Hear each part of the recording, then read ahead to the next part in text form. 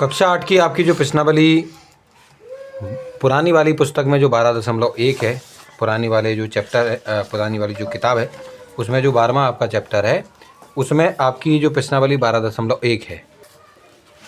तो 12.1 का जो पहला वाला क्वेश्चन है ये पुरानी पुस्तक है, नए में ये 11.1 है।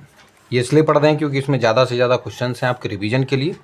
इसमें देखते हैं, इसमें लिखा है कि आपको मान ज्ञात करना है, यानी यहाँ पर आपको वैल्यू इसकी जो है प्राप्त करनी है, वैल्यू निकालनी है। किसकी? फर्स्ट वाला जो पार्ट है पहले क्वेश्चन का, उसमें लिखा है 3, उस पर पावर है -2, -2 पावर है, +2 पावर होती तो हम इसका 3 का गुणा 3 2 बार कर देते और आंसर हमारा निकल आता।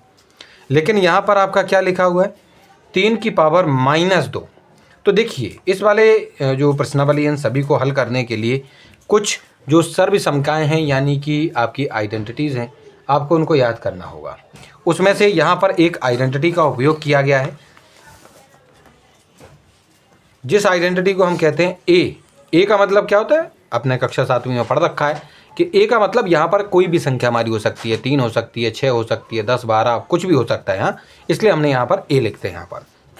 और अगर उस पर माइनस की पावर दी जाए तो हो ये जाता है बराबर में कि पहले हम 1 लिख देते हैं और अपॉन यानी बटा लगा के ए का ए लिख देते हैं, और ये जो पावर जो आपकी प्लस में थी उसको माइनस में कर देते हैं। सॉरी, ये जो माइनस में थी वो आपकी यहाँ पर पावर प्लस में हो जाती है, यानी ये जो लिखा हुआ था इसकी तरह, उसके लिए हमें 1 लिख देना पहले ऊपर।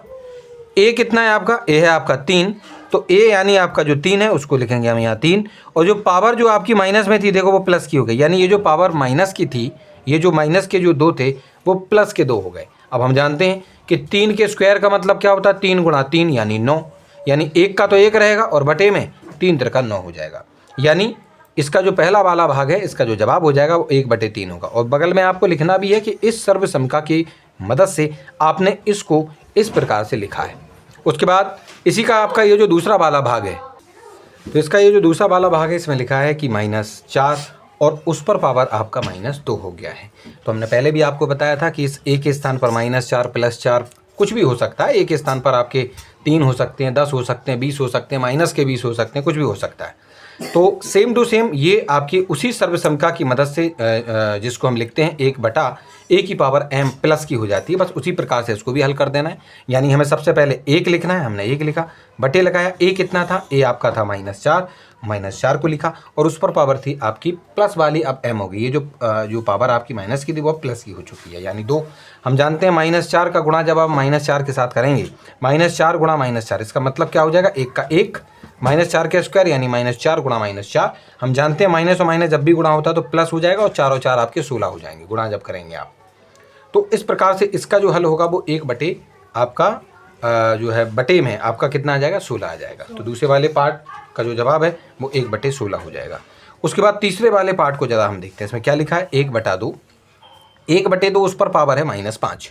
यानी अब देखिए यहाँ पर क्या हो गया कि एक की जगह पर 1/2 बोल दिया उन्होंने, एक की जगह पर 1/2 है, और पावर तो चलो ठीक है, ये दोनों माइनस माइनस है, हमें वो एक ठीक बात है। तो इसको हमें कैसे लिखना है, 1 और बटे में a की पावर। हम कहना सर कैसे लिखें, कहना सर अगर हम चलो 1 लिख लेते हैं और बटा लगाएंगे, यहाँ पे बटे लगाएंगे, उसके नीचे फिर 1/2 लिखेंगे तो वो थोड़ा सा अजीब सा लगता है। इसलिए हमने क्या किया, देखो पहले हमने 1 लिखा, ये जो 1 है उसको लिखा, इसका मतलब क्या होता है हम सभी जानते हैं कि भाग होता है, हमने भाग लगा दिया, और फिर जो उसके बटे में a लिखना था, a कितना था, 1/2, हमने उसको लिखा, और जो पावर थी उस पर -5। अब वो क्योंकि माइनस की जो पावर होती है वो प्लस की हो जाती है, तो -5 अब +5 हो गए। हमने 1 की जगह 1 लिखा, भाग की जगह भाग लगाया, और 1 बटे में, क्योंकि देखो इसको किस तरीके से आपको बोला गया, मैं यहाँ पर आपको समझा देता हूँ।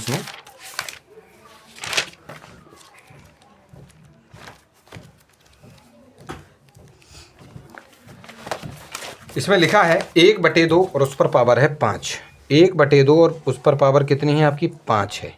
तो इसका मतलब क्या होता है, 1/2 गुना 1/2 गुना 1/2 गुना 1/2 और गुना 1/2, इसको आपको 5 बार लिखना है। तो 1 1 1 इन सब का जब गुणा होगा तो हम सभी जानते हैं कि वो तो 1 ही होता है, और बटे में ये सभी चीज़ें आपस में गुणा में रहेंगी। तो ये वाली जो चीज़ यहाँ पर लिखी हुई है 5 बार, वो इस प्रकार से आई है। चलो, तो 1 की जगह हम 1 लिख देंगे, सॉरी ये जो 1 है उसकी जगह 1 लिखा, भाग की जगह भाग लगाना है, और 1 की जगह 1 लिखेंगे, लेकिन ये जो नीचे लिखे हुए थे इन सभी का गुणा कर लेंगे। चाहे आप यहाँ भी चाहो तो ऐसे भी कर लो, इसका इन सभी का गुणा करो, 2 2 दूनी 4, 4 दूनी 8 और 8 दूनी 16, 16 दूनी 32, यानी कुल मिलाकर आपका यहाँ पर कितना आएगा इन सभी को गुणा करने पर 32 आ जाएगा। यानी इसके आगे अब हम कैसे सॉल्व करेंगे, तो एक लिखा, इसके नीचे हम एक के नीचे एक लगा देंगे, एक लगाने पर क्या करेंगे, उसके बाद ये भाग की जगह हम गुणा कर देंगे, यहाँ पर गुणा लगाएंगे तो हो ये जाएगा। हम जानते हैं कि अगर हम भाग की जगह गुणा लगाते हैं तो ये जो दूसरी संख्या है उसके नीचे लिखी हुई संख्या को ऊपर भेजना होता है और ऊपर लिखी हुई संख्या को नीचे भेजना होता है। हम बच्चों बाद में 32 का गुणा 1 के साथ करेंगे, 32 आएगा, और 1 का गुणा 1 होगा तो बटे में 32 के नीचे 1 आएगा, ठीक है कि नहीं। और 32 के बटे में 1 आएगा तो उसका कोई मतलब नहीं होता है, नीचे अगर 1 लिखा हो तो उसका कोई मतलब नहीं होता है, इसलिए केवल और केवल हम अपना जो जवाब है वो 32 लिख देंगे। और इस प्रकार से ये जो थर्ड वाला पार्ट है हमारा, तीसरा वाला जो इसका पार्ट है वो भी हमारा सॉल्व हो चुका है। और इसका जो फर्स्ट वाला क्वेश्चन है वो भी इन तीनों के तीनों पार्ट्स के साथ ये खत्म हो चुका है।